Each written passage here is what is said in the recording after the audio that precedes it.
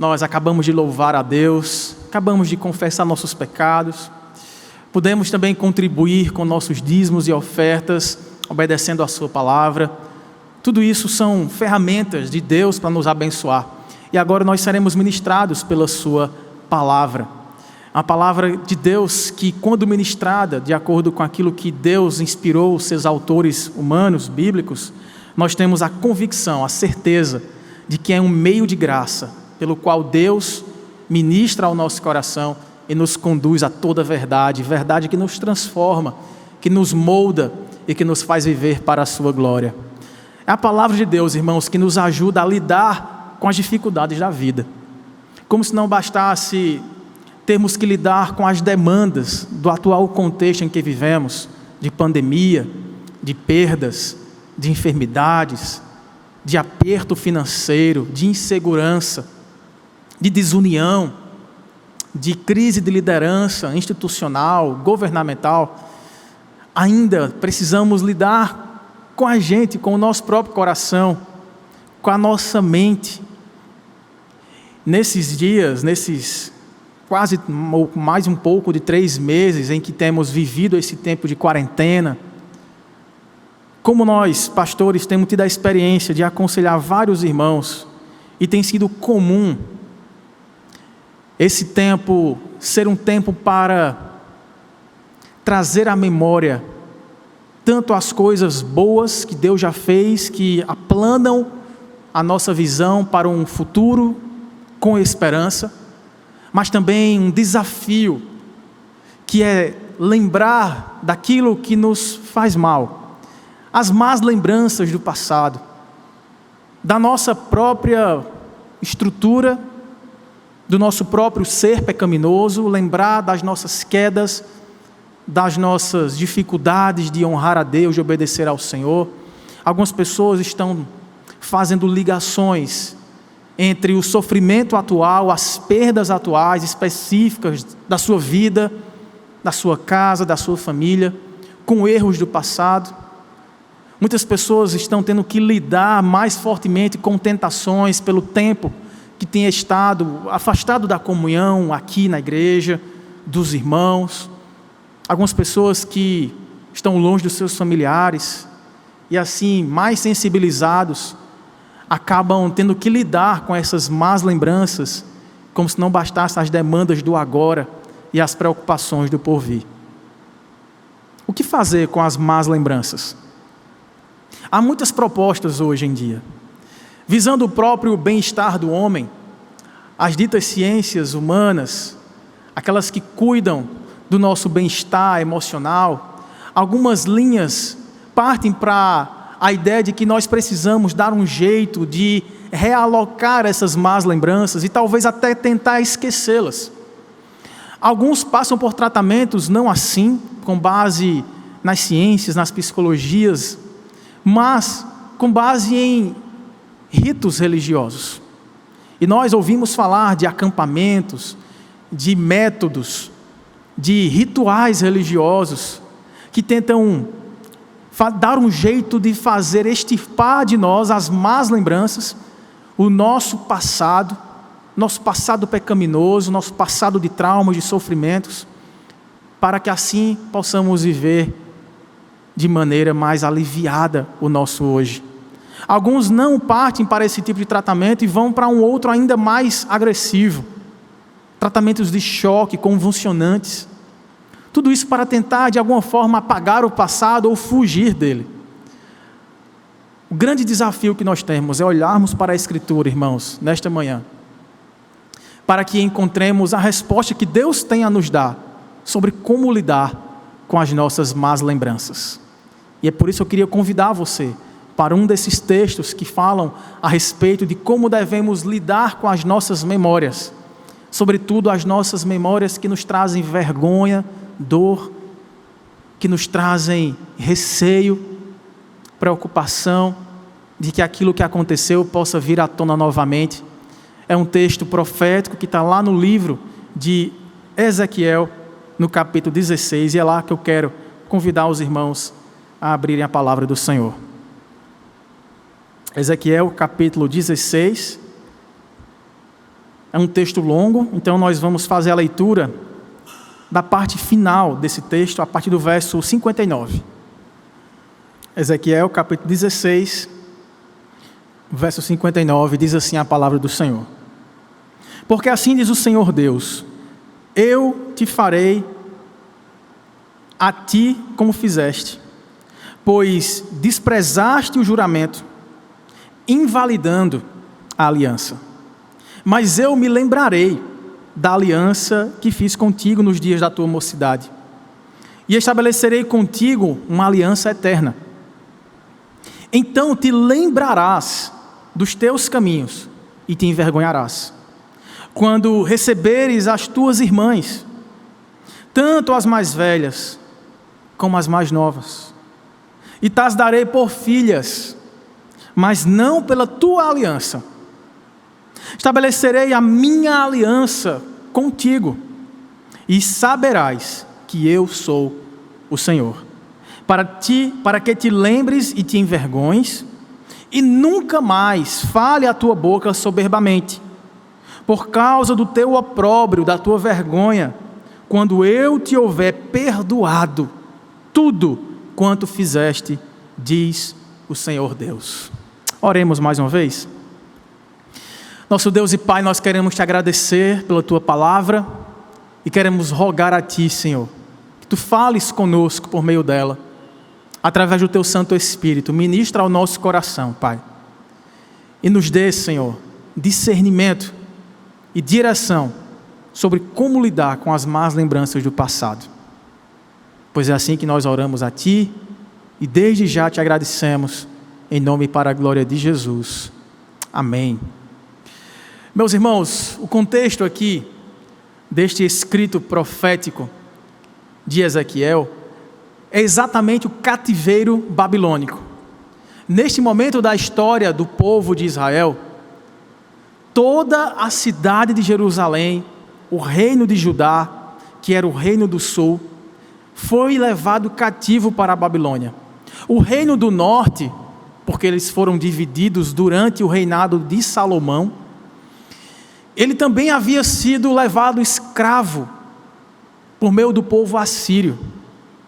E profetas como Ezequiel, Jeremias, Isaías, Amós, Oséias profetizaram, avisaram ao povo de que se o povo continuasse se rebelando contra Deus, se contaminando com os falsos ídolos, adorando a falsos deuses, dando-se em casamentos mistos, em uma relação de jugo desigual, abandonando os preceitos, os juízos, a lei do Senhor, Deus os disciplinaria como um pai disciplina ao filho que ama, para ver neles arrependimento e restaurar-lhes a comunhão com o Senhor. Mas apesar de todas essas vozes inspiradas, com a autoridade espiritual de Deus, terem bramido por todos esses anos, para que o povo se arrependesse, foram vozes não ouvidas. O povo virou as costas para o Senhor e mais se rebelou contra Deus. E a descrição que o profeta Ezequiel faz em todo esse capítulo, que aliás é o maior oráculo de julgamento que nós temos no profetismo hebraico, esse capítulo 16 são mais de 60 versículos de um oráculo de juízo do Deus que chama para o tribunal o povo que ele ama, o povo que ele tanto abençoou, e trata esse povo em uma figura de linguagem, uma metáfora aqui, como sendo a sua noiva. Deus aqui é o esposo, é o marido, que encontrou uma criança desprezada, abandonada, Israel, um pequenino povo, largado no meio do deserto, sem pai nem mãe, um povo fruto de outras gerações idólatras de amorreus, de jebuseus e de tantos outros povos cananeus que o cercavam. E Deus compara nesses primeiros versículos aí, do verso 1 até o verso 14, como se Deus tivesse tratado esta criança, dado alimento, lavado o seu corpo, tirado as suas impurezas, Mas aí essa criança começa a crescer, e essa criança começa a atingir a fase madura, ela se torna uma mulher pronta para casar, só que por causa de sua rebeldia, ela se torna escrava em terra estranha, a terra do Egito. E aí Deus começa a dizer que ele, sendo um bom marido, que estava apaixonado por essa mulher, já tendo-a resgatado da morte quando estava ali como uma criança abandonada para morrer sozinha, Deus vai agora àquela que já é uma mulher, ele paga o preço do seu resgate, e a redime, e a leva livre, e a torna sua esposa. E aí nós vemos, nesses versos 10 em diante, que Deus coloca joias, ornamentos, roupas, honras, e torna essa mulher, que era um ser desprezível, escravo, sujo, rebelde, torna uma mulher honrada, tão honrada, que ela é famosa por sua formosura, e por sua prosperidade entre todos os seus vizinhos, entre as nações. Mas aí quando chega o verso 15 até o verso 34, Ezequiel começa a narrar que essa mulher, tendo sido resgatada, amada, tendo sido ornada, revestida de honrarias, ela começa a olhar para os lados, ela começa a vislumbrar os seus vizinhos, e ela não apenas adultera contra o seu marido, o Senhor que lhe deu a vida, mas ela se prostitui de maneira profissional, porque ela começa a fazer alianças corruptas e se dá de forma promíscua a todos quantos passam por ela. E este marido está narrando isso. Deus se faz como este marido que chega a um tribunal e chama a sua esposa e diz: foi isso que você fez comigo. E nós não temos tempo aqui para ler as expressões, mas elas são chocantes.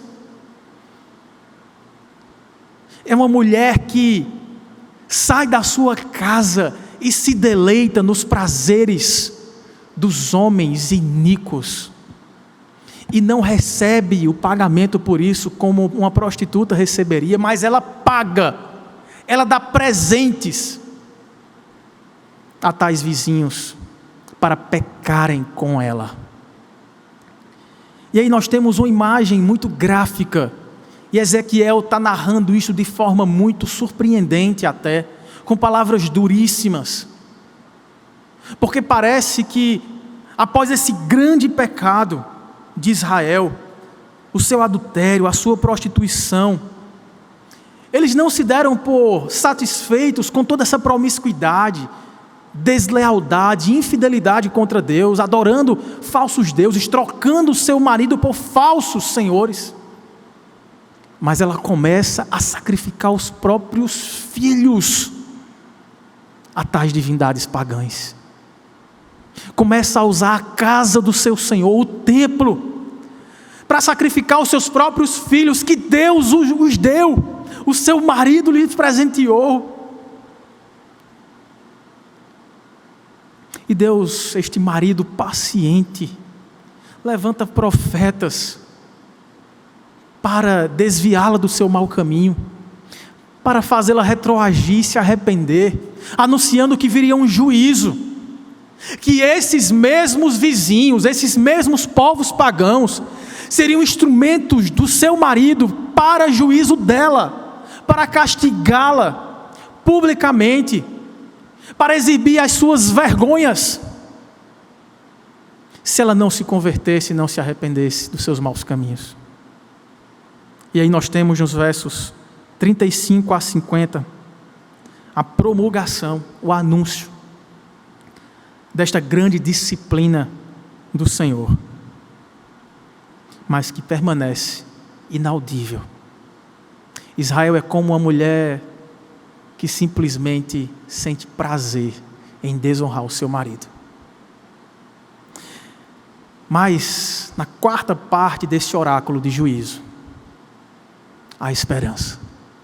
E é justamente parte daquilo que nós lemos, porque entre os versos 53 até o verso 63, este marido promete restaurar essa esposa. Deus promete que todo aquele sofrimento vivido por ela no cativeiro babilônico, tendo sofrido vergonha, fome, nudez, frio, humilhação, tendo sido arrancada da sua casa, vendo o seu templo destruído, seus muros derrubados, suas vinhas, plantações queimadas, seus filhos sendo feitos escravos, sofrendo um cerco que durou quase 20 anos, e vendo a tamanha desgraça que seu pecado trouxe para a sua vida e para a sua casa, Deus diz: você se arrependerá, eu te receberei de volta. E aí, irmãos, o propósito deste oráculo, destas palavras de juízo, dessa ilustração que faz com que a nossa mente imagine essa cena, que nos causa constrangimento, Deus tem o propósito de reverter toda esta vergonha pelo aparente desamparo do Deus eterno, em constrangimento de gratidão pela graça recebida, a fim de que as más lembranças daquela mulher, daquela nação, sejam redimidas. De modo que esse texto, para nós hoje, nos serve para nos apontar caminhos de como podemos redimir as nossas más lembranças do passado.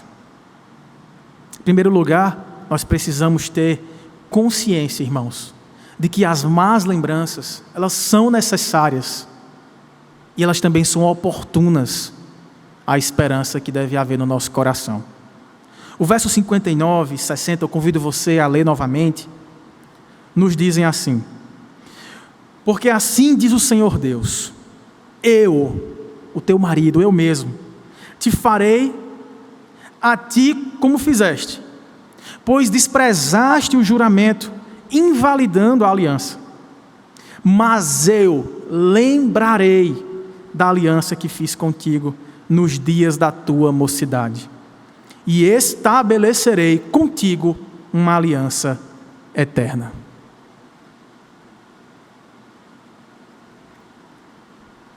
Veja, aqui o Senhor está trazendo à tona nesse tribunal a ideia de que aquela mulher ímpia, aquela mulher infiel, ingrata, rebelde,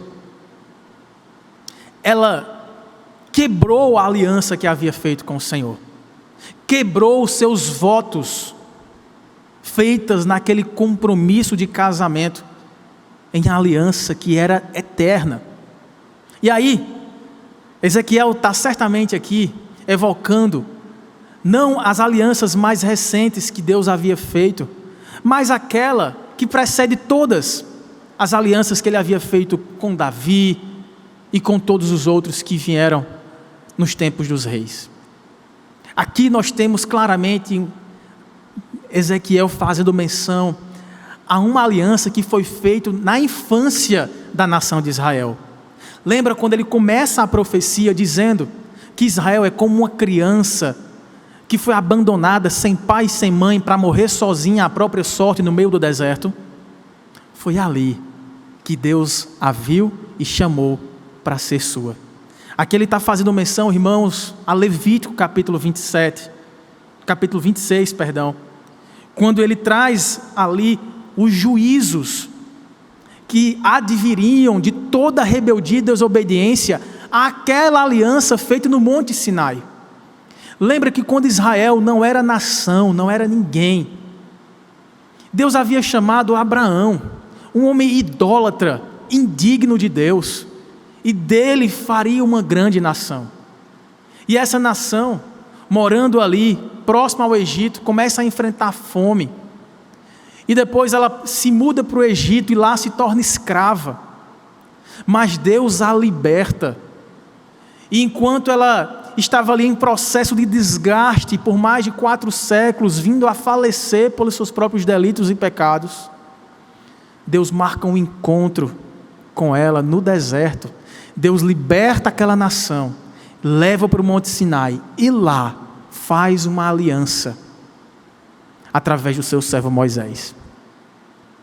E nos termos daquela aliança, ele coloca ali as 10 palavras de compromisso que aquela noiva deveria cumprir, sendo a sua esposa, votar com uma palavra determinada toda a sua fidelidade, gratidão e obediência. E aí esse pacto é quebrado.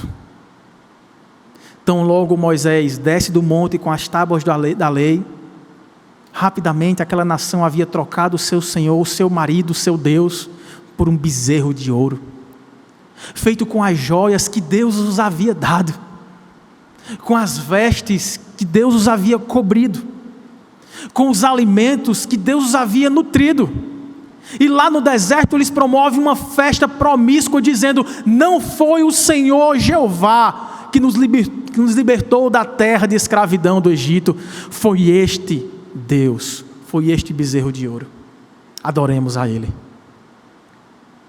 E ali Israel já começara a quebrar esta lei.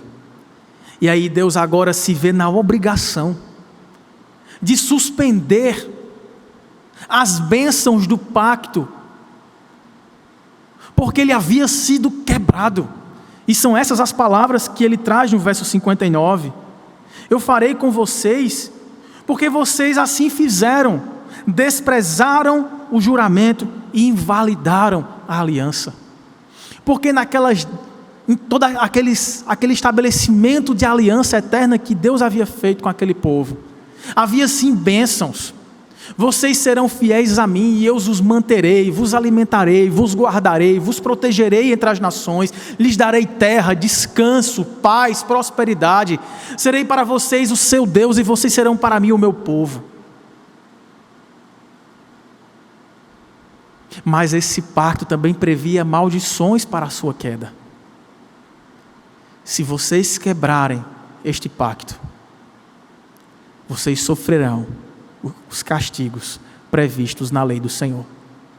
E agora, Deus se vê como alguém apaixonado, amando aquela mulher, mas tendo que cessar as suas bênçãos e deixar que aquela mulher sofra as consequências do seu pecado, a fim de que se arrependa. E embora o povo aqui, irmãos, desdenhasse dessa aliança de Deus, interessante que Deus não faz vista grossa e não se esquece. O que está proposto aqui não é um lapso temporal de memória, é o estabelecimento, lembrando daquilo tudo que foi comprometido, que foi pactuado, para que a palavra do Senhor, a mesma que prometeu, fosse fiel para cumprir. E aí Deus chama à tona toda aquela situação para fazer cumprir os julgamentos e juízos e castigos da sua lei, mas não para destruir a sua amada, e sim para restaurá-la. Do mesmo modo que seu julgamento seria executado com base naquilo que ele havia antecipadamente prometido, as suas promessas restauradoras, previstas no pacto, como está escrito em Levítico 26, dos versos 40 a 45, também se cumpririam, porque Deus é o Senhor e Ele é fiel para cumprir a sua palavra, mantendo o seu compromisso. Irmãos, esse retrato de Israel aqui, como uma criança desprezada, abandonada para morrer à própria sorte, ele ilustra muito bem toda a situação da humanidade caída. Porque os homens sem Deus, eles estão sim condenados à própria sorte, a morrerem pelas consequências dos seus pecados, porque todos, sem exceção, pecaram. Todos se fizeram inúteis, todos abandonaram o Senhor, todos se viraram contra o seu marido, todos se prostituíram com falsos deuses, adorando falsos ídolos. A uma se fizeram desprezíveis. E agora, quando Deus traz todo esse retrato para Israel, era porque a sua consciência estava de modo tão cauterizado, que eles estavam insensíveis ao pecado que eles cometiam.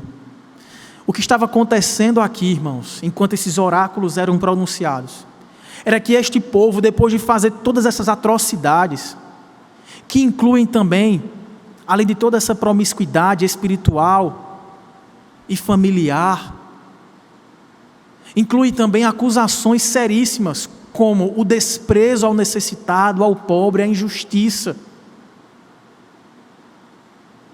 E aí Deus agora traz a consciência desse povo para a cura.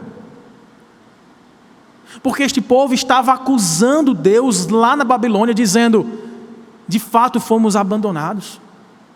A vergonha que esse povo estava sentindo enquanto na Babilônia vivia, era porque todos os povos vizinhos, aqueles mesmos que se prostituíram com ela, apontavam o dedo e diziam: cadê o seu Deus? Cadê Jeová para salvar vocês agora? Jeová não quer mais saber de vocês, ele os abandonou. Agora vocês morrerão à própria sorte. Ninguém é por vocês. Vocês estão espalhados entre as nações, nunca mais vocês serão um povo. Cadê o templo de vocês, símbolo de vitória, conquista, poder, prosperidade? Pedra sobre pedra não sobrou dele.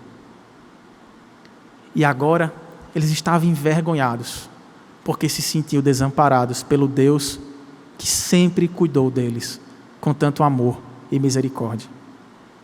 Mas agora o que Deus está fazendo por meio do profeta Ezequiel é para abrir a mente do povo e trazer a consciência de pecado que eles tinham.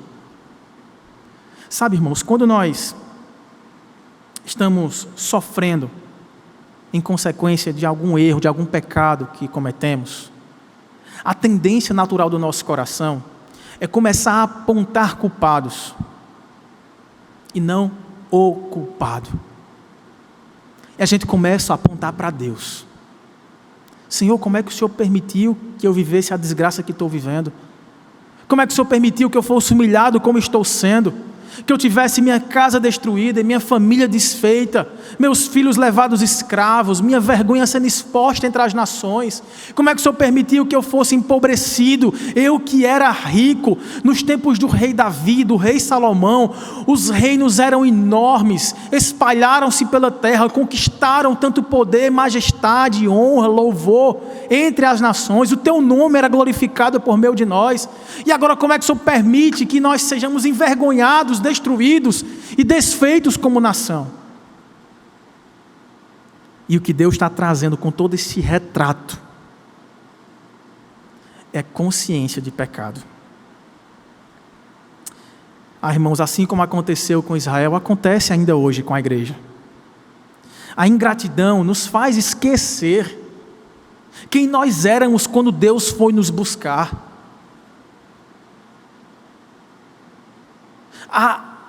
O nível de desprezo que nós tínhamos para com Deus e o nível de amor com o qual Ele nos acolheu. E aí nós nos tornamos deploráveis novamente, nos tornamos orgulhosos, convencidos de nós mesmos. Passamos a buscar outros deuses, não nos satisfazemos mais com a lei do Senhor, com a sua aliança, com a sua presença, com a sua graça, o seu amor. Num apetite voraz pelo pecado que nunca é satisfeito. E aí, a gente faz com que os próprios vizinhos, as nações ímpias, o mundo, olhe para os crentes e fiquem até abismados com o excesso deles. Por isso que o antídoto primário, irmãos, é sempre o mesmo, contra a rebeldia de nossos corações. É uma memória afiada de quem nós éramos e o amor sem limites de Deus que faz de nós quem nos tornamos em Cristo. Por isso que a punição de Deus sempre é apropriada ao nosso pecado. Não há arbitrariedade aqui. Deus não pegou de surpresa aquele povo com o cativeiro. Deus o anunciou desde o estabelecimento primário da sua aliança. Em Levítico, em Deuteronômio, em Êxodo. E Deus trouxe exatamente o castigo previsto na lei, que eles conheciam, mas não davam ouvidos. Quantas vezes Deus nos chama a atenção, nos chama à correção, ao arrependimento, e nós fazemos vistas grossas e ouvidos moucos. E aí, quando a desgraça toma conta da nossa vida, pelas nossas péssimas escolhas e decisões, nós apontamos o dedo para o céu e culpamos Deus de abandono e desamparo.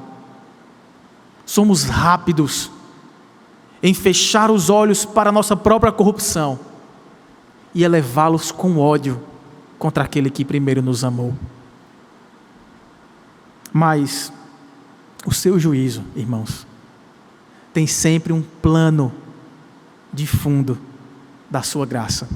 Como diz Tiago, a misericórdia triunfa sobre o juízo. Deus puniu o seu filho cabalmente, a fim de agir com misericórdia para com os que creem nele. Irmãos, Deus nos ama tanto, que para não nos abandonar completamente no deserto, para morrermos como consequência do nosso próprio pecado, Ele teve que abandonar o seu próprio filho, para morrer sozinho, desnudo, na cruz do Calvário. Foi porque Deus nos amou a esse ponto, que Ele, o nosso marido, o nosso noivo, se entregou para morrer em nosso lugar, nós que éramos uma noiva impura, ingrata, adúltera, desprezível. E mesmo assim, Ele deu sua vida por nós. Irmãos, nós até podemos esquecer do Senhor. Nós somos capazes de nos aventurar nos prazeres mundanos da vida. Nós podemos até tentar expulsar Deus da nossa vida, da nossa história, da nossa casa, da nossa família. Mas o Deus que nos amou primeiro, jamais nos abandona. Jamais desiste de nós. Jamais se esquece do seu povo. Ele diz: eu trago à memória a aliança que eu fiz contigo. Você a quebrou. Você sofrerá os danos da quebra desta aliança, mas eu não deixarei você pagar por todos os seus pecados, porque você não poderia fazer isso para a sua própria salvação. Eu sofrerei o teu dano, eu serei castigado pelos teus vizinhos, pelo teu povo. É o meu nome que está sendo jogado à lama, ao lixo entre as nações. Se dizia entre as nações: onde está Yahvé? Mardoque, o Deus da Babilônia, é mais forte e poderoso, e o destronou. É o meu nome, Israel, que está sendo posto aqui para ser achincalhado, zombado entre as nações. E eu, além de tudo isso, sofrerei o dano da morte para substituir o castigo que você merecia receber. Irmãos, Deus, se preciso for, Ele sim nos castigará. Como diz o autor aos Hebreus, Deus, como pai que ama o seu filho, disciplina, corrige, endireita. E o povo sofreu sim no cativeiro, mas não tudo o que merecia, porque Deus, com misericórdia, havia guardado o seu juízo e a sua ira para ser depositada em si mesmo, no seu próprio Filho. E é por isso que Deus fez conosco não uma aliança temporária, como Ele diz aí no verso 60, no finalzinho, estabeleceu conosco a aliança que Ele já havia feito, que é para toda a eternidade. Por isso que as más lembranças que Deus agora trazia para aquele povo, não era para jogar na cara, passar em riste, mas era para despertar no povo a consciência do seu pecado, e descer os seus olhos altivos, orgulhosos dos céus, condenando a Deus pela sua própria desgraça, e olhar para dentro de si e dizer: nós fizemos isso, nós traímos o nosso Deus, nós fomos avisados disso, e ainda assim preferimos as delícias dos homens, dos falsos deuses, e agora sofremos as consequências do nosso pecado, mas Deus ainda tem uma aliança eterna conosco, Deus ainda prometeu nos restaurar.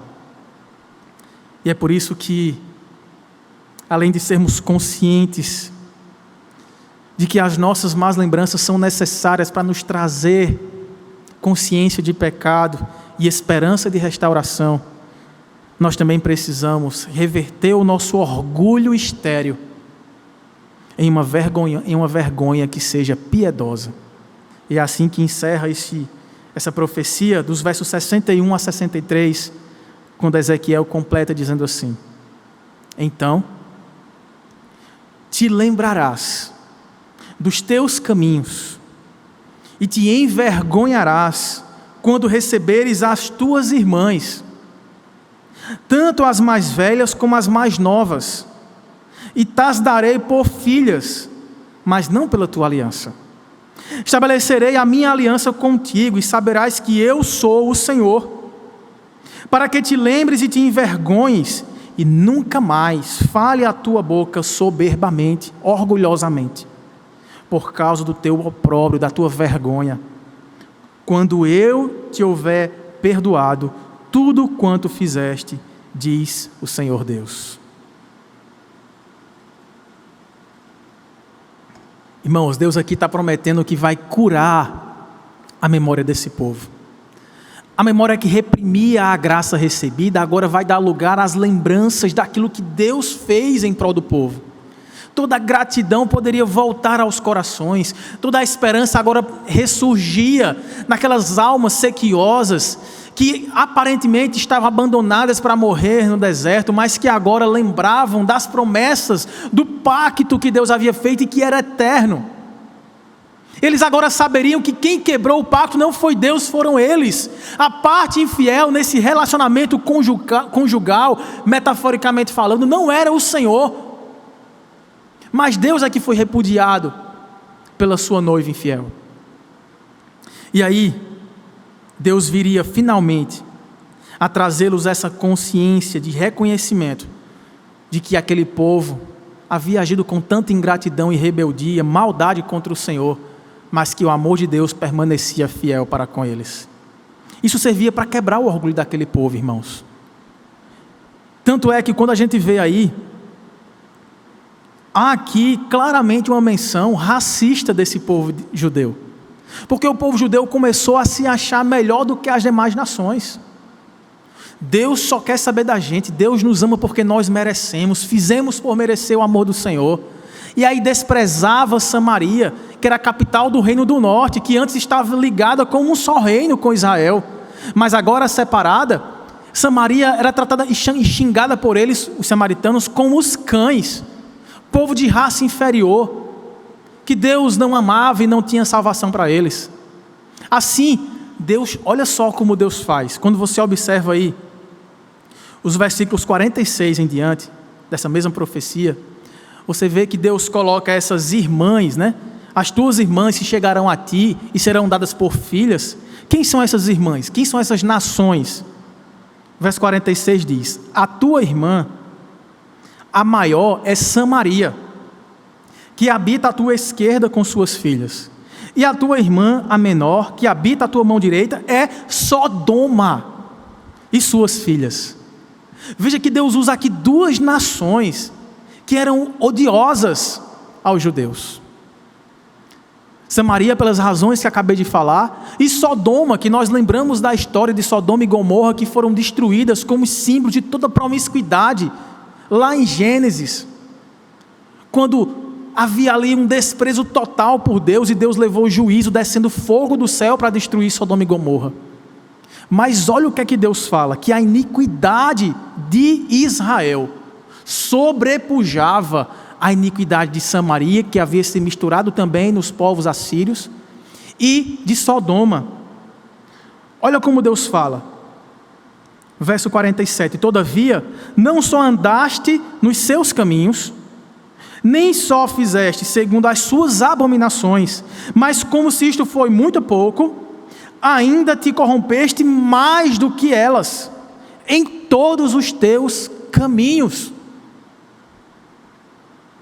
Verso 50. Foram arrogantes e fizeram abominações diante de mim, pelo que em vendo isto, as removi dali. Também Samaria não cometeu metade dos teus pecados, pois tu multiplicaste as tuas abominações mais do que elas, e assim justificaste as tuas irmãs com todas as abominações que fizeste. Tu, pois, levas a tua vergonha, tu que advogaste a causa das tuas irmãs, pelos pecados que cometeste, mais abomináveis do que elas, mais justas são elas do que tu. Envergonha-te logo também, e leva a tua vergonha, pois justificaste as tuas irmãs. Mas olha o que é que diz o verso 53. Restaurarei a sorte delas, a de Sodoma e de suas filhas, e de Samaria e de suas filhas, e a tua própria sorte entre elas, para que leves a tua ignomínia e sejas envergonhada por tudo o que fizeste, servindo-lhes de consolação. Irmãos, que coisa impressionante aqui. À medida em que Deus vai trazendo uma palavra de esperança e de conforto, Deus diz, e tem mais, para que se quebre totalmente o teu orgulho, a tua prepotência, a tua soberba de nação especial, que fez por merecer as bênçãos, não, para que tu saibas que é pura graça, que tu eras desprezível, como desprezíveis eram as demais nações, eu colocarei perto de ti Samaria e Sodoma, e as restaurarei contigo, mas não na aliança que fiz contigo, na aliança que eu mesmo faço com todas as nações, por meio da grande salvação que trago a toda a minha criação. Irmãos, Deus está aqui quebrando o orgulho espiritual daquelas pessoas. Deus está trazendo uma libertação espiritual.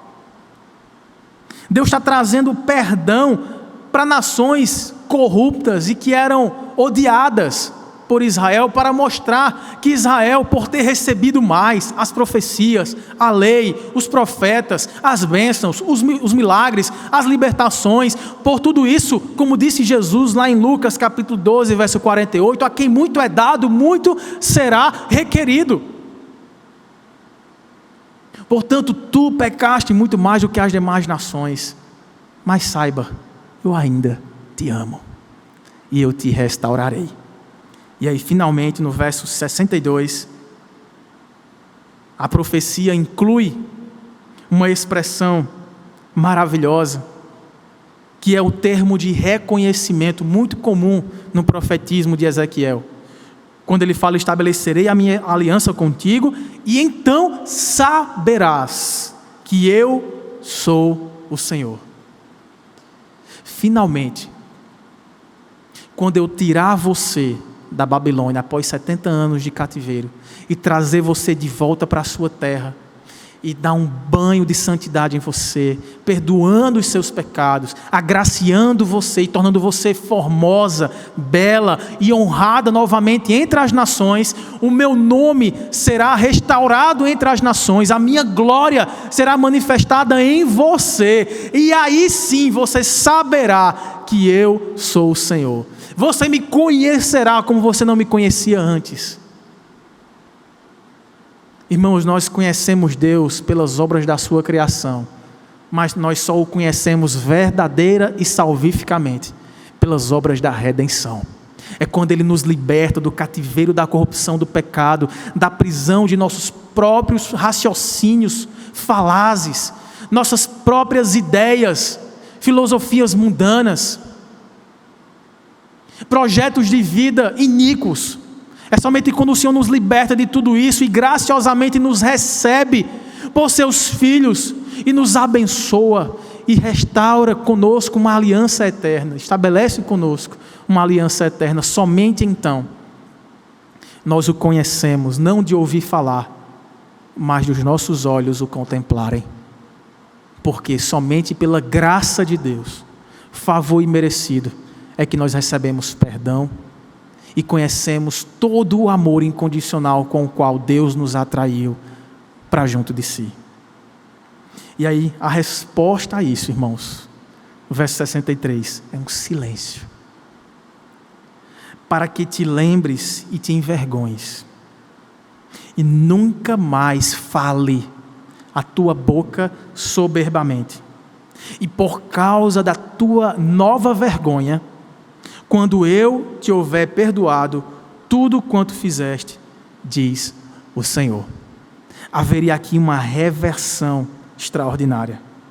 É que aquela vergonha do pecado, das lembranças do passado tenebroso, de rejeição ao Senhor, de sacrificar seus próprios filhos, se enredarem em promiscuidades e prostituições, infidelidade, rebeldia e desprezo à lei do Senhor. Essa vergonha agora, ela será redimida e transformada em uma vergonha piedosa. E essa vergonha piedosa se constrangerá do perdão que está sendo recebido sem merecimento. Deus fala: sabe a vergonha que vocês estão sentindo agora? Depois de toda essa narrativa, este retrato, este quadro horrível da história de vocês,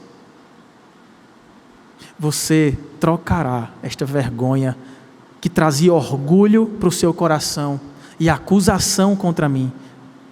Você trocará por um constrangimento. Você ficará corado de vergonha pelo perdão que eu vou te dar. Você ficará como quem sonha, constrangido. Senhor, como? Depois de fazer tudo isso, eu receber do Senhor um abraço, receber do Senhor o acolhimento, receber novas vestes lavadas no sangue do Cordeiro, receber santidade, justiça, receber fé, receber glória e honra entre as nações e ser restaurada a comunhão contigo. Como assim, Senhor? Eu não mereço. Irmãos, esse senso de indignidade é que deve tomar o nosso coração. Faz bem trazer à memória os pecados que cometemos anteriormente, mas não para nos abalar, e sim para nos trazer um constrangimento da graça que Deus nos deu. Como assim, tendo eu feito tudo aquilo que eu fiz, vivido tudo aquilo que vivi, Deus ainda se importa comigo, me ama sacrificialmente, a ponto de se entregar sozinho para morrer numa cruz de maldição, vergonha, nudez e dor, para me dar o refrigério, a restauração, a graça, o perdão e a transformação. É este exercício que Deus nos convida a fazer. É por isso que no capítulo 20, se você folhear aí 1 ou 2 folhas para frente, no verso 42 a 44, Ezequiel disse assim: sabereis que eu sou o Senhor, quando eu vos der entrada na terra de Israel, na terra que levantando a mão eu jurei dar a vossos pais. Ali vos lembrareis dos vossos caminhos e de todos os vossos feitos, com que vos contaminastes, e tereis nojo de vós mesmos, por todas as vossas iniquidades que tendes cometido. Sabereis que eu sou o Senhor, quando eu proceder para convosco por amor do meu nome, e não segundo os vossos maus caminhos, nem segundo os vossos feitos corruptos, ó casa de Israel, diz o Senhor Deus. Eu vou trocar a vergonha do pecado de vocês em um constrangimento da gratidão pela graça recebida. Sobre isso, irmãos, o teólogo britânico, já falecido, John Taylor, citando alguns exemplos, um da Bíblia e outro da história cristã, disse o seguinte: Paulo, o apóstolo Paulo, se lembra de que perseguia a igreja. John Newton rememora seus dias de comércio de escravos. O valor de tal lembrança é que ela evita o orgulho do homem. Nem mesmo o pecador justificado deveria se esquecer que ele tem um passado do qual deveria se envergonhar. a reação de Israel será de envergonhar-se pela bondade de Deus a um estado de arrependimento e de autoaversão, reconhecendo a grandeza de Deus de um modo que não reconhecia antes. É esse o efeito que a graça de Deus faz em nosso coração. Ela nos dá um senso de indignidade própria que nos leva a verdadeiro arrependimento.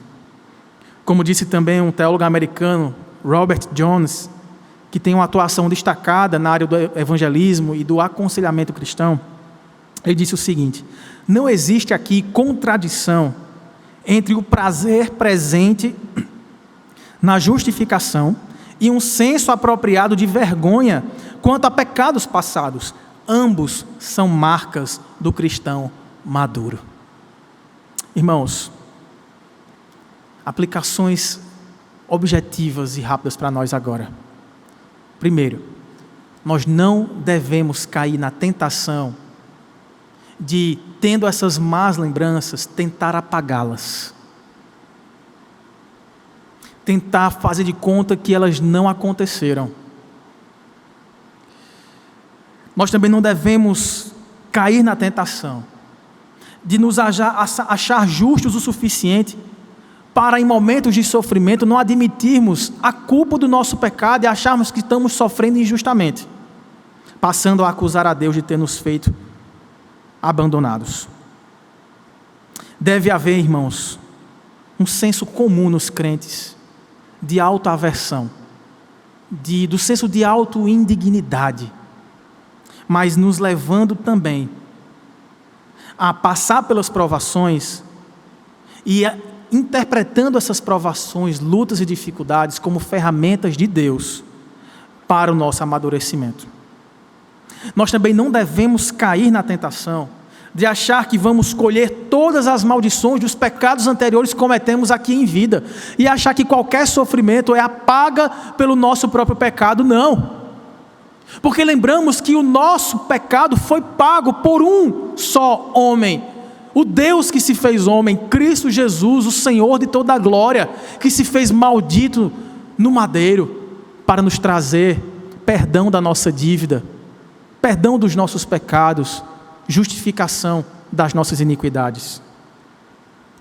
Nós também, irmãos, devemos ter essa convicção apurada de que, se formos injustos com alguém, seja no casamento, com os filhos, com irmãos, amigos, colegas de trabalho, de estudos, se desrespeitamos e quebramos o princípio da autoridade em nossa vida, usando nossa língua para blasfemar contra as pessoas que estavam à nossa volta, se formos injustos, pecamos contra Deus e contra as pessoas, nós devemos estar humildes e prontos a suplicar o perdão dessas pessoas. As más lembranças do passado muitas vezes atingem nosso coração sem a gente nem esperar. Mas ao invés de tentarmos esconder aquilo, a gente deve trazer isso para ser tratado por Deus, redimido, e isso envolve perdão. Perdão não é esquecer. Perdão não é fingir que não aconteceu. Perdão é saber o que aconteceu e, no que depender de mim, ter paz e pedir o perdão das pessoas. Porque Deus me perdoou, mas eu preciso pedir perdão a quem eu injusticei, a quem eu traí, a quem eu fui desonesto, com quem eu tratei com desdém, com deslealdade, com infidelidade, e pedir o seu perdão. Talvez você não tenha contato direto com pessoas que você magoou e que nas suas más lembranças você diz: eu deveria ter pedido perdão. Ainda é tempo. Se em vida isso é possível, faça. Mas também não devemos deixar, irmãos, que a culpa pelos nossos pecados passados nos paralise, nos deixe escravizados lá no cativeiro, como se de lá não saíssemos mais. Não.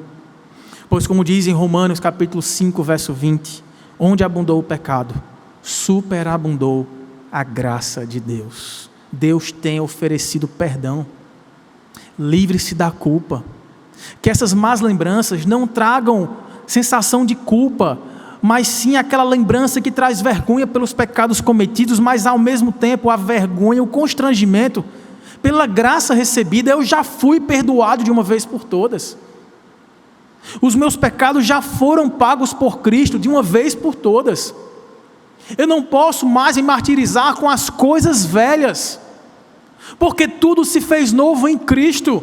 O que eu devo fazer é usar tudo isso para a minha própria humildade, para tratar o meu orgulho, para que na tendência do meu coração de me achar melhor que as pessoas e me tornar intolerantes para com as pessoas que são injustas comigo, eu posso me lembrar também que eu já fui injusto com muitos, e ainda o sou, que eu já magoei e feri muitas pessoas, e já pequei contra Deus, o Deus dos céus que é perfeito, e Ele já me perdoou, porque também não perdoarei aqueles que têm me ofendido. Que a gente possa oferecer esse perdão, não passar na cara a dor que já vivenciamos. Talvez seja também uma tendência do nosso coração fazer com que a pessoa que nos ofendeu sinta a mesma dor que sentimos quando fomos ofendidos por ela. E aí usamos de palavras ríspidas. No trato da restauração, do perdão, a gente quer fazer questão de magoar as pessoas e passar na cara tudo aquilo que vivemos e sofremos por meio dos seus erros. Não faça isso. Sofra o dano. Perdoe sacrificialmente, porque Deus já te perdoou sem você merecer. E Deus não peca.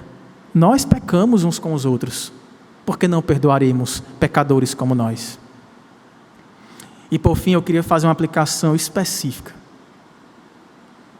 para o outro lado da história. Se as más lembranças do passado sejam no sentido das injustiças que você sofreu, traumas na sua infância ou na sua juventude, abandonos que você sofreu, abusos que você sofreu, deslealdade, infidelidade que você sofreu na sua vida quando criança ou quando adulto, quando solteiro ou quando casado, saiba de uma coisa: Deus nunca deixou você sozinho. As boas lembranças, a gente consegue lembrar e sorrir com elas, até tem vontade de voltar e revivenciar tudo aquilo. Sabemos que Deus nos abençoou com muitos eventos maravilhosos, mas quando as más lembranças abatem nossa mente e nosso coração, a nossa tendência é achar que naquelas horas Deus não estava conosco. Deus nos deixou sozinhos no deserto para morrer como uma criança sem pai e sem mãe. Não é verdade. Deus estava comigo. Por mais difícil e dura que possa parecer, Deus estava contigo nos piores momentos da sua história. Deus estava conosco. E toda a injustiça que nós sofremos também foi paga pelo mesmo sacrifício que Ele fez em seu Filho. Não ache que sua vida é uma arbitrariedade, que os maus momentos são aleatórios e não fazem sentido sem propósito. Tudo, meu irmão e minha irmã, que acontece conosco, cumpre um bom propósito. Por mais difícil que possa parecer, a palavra de Deus nos garante que Deus é o mesmo que estabeleceu conosco uma aliança eterna, e mesmo sem merecermos, sempre se fez presente, e sempre dirigiu a nossa história, para que todos os seus bons desígnios se cumprissem, a fim de que tudo contribuísse para o nosso próprio bem. Nós não podemos, irmãos, impedir que o surgimento de pensamentos e más lembranças do passado. Também não poderemos apagá-los por qualquer outro método, natural ou forçado. Também não poderemos fugir deles, fingindo que eles não aconteceram. Eventos dolorosos e sofridos do passado sejam por nossas próprias injustiças ou pelas injustiças que fizeram contra nós. Mas pela graça de Deus, em Cristo Jesus, o nosso passado é redimido. E nós aprendemos a reinterpretá-lo à luz do Evangelho, da boa notícia de salvação. E isso nos traz um aprofundamento em nosso relacionamento com Deus, um aprofundamento em nosso arrependimento que se torna genuíno, uma intensificação da nossa gratidão pela graça salvadora e uma ampliação de nossa humildade no trato para com o próximo, tanto para perdoá-lo quanto para rogar o seu perdão.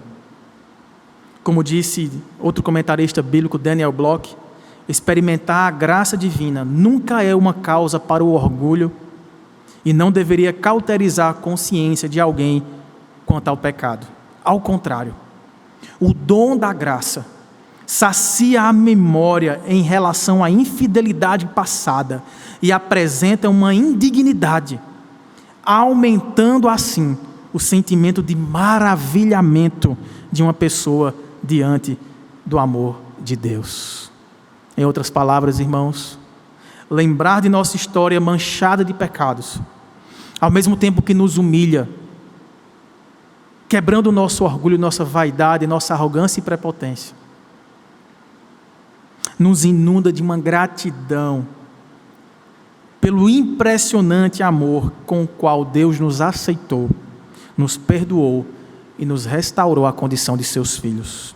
Portanto, a todos os alcançados por essa maravilhosa graça, não lhes cabe mais orgulho e dureza de coração, mas humildade, gratidão e amor a Deus e nos relacionamentos com outros pecadores.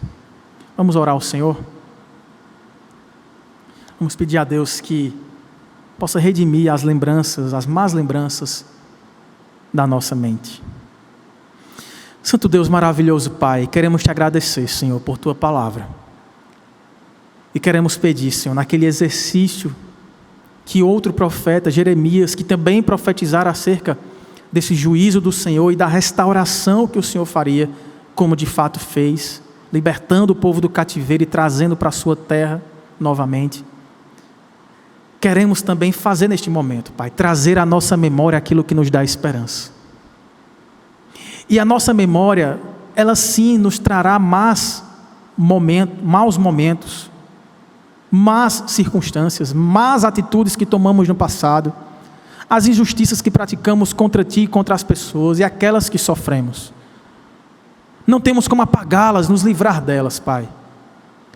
Mas à medida em que elas possam nos surpreender e surgir em nossa mente, Senhor, nos dê a graça de vê-las reinterpretadas, não fazendo de conta que o mal foi bem, mas que todos os males contribuem conjuntamente para o nosso bem, de saber que o nosso pecado era de fato horrível, e por isso mesmo a Tua graça superabundou em nossa vida.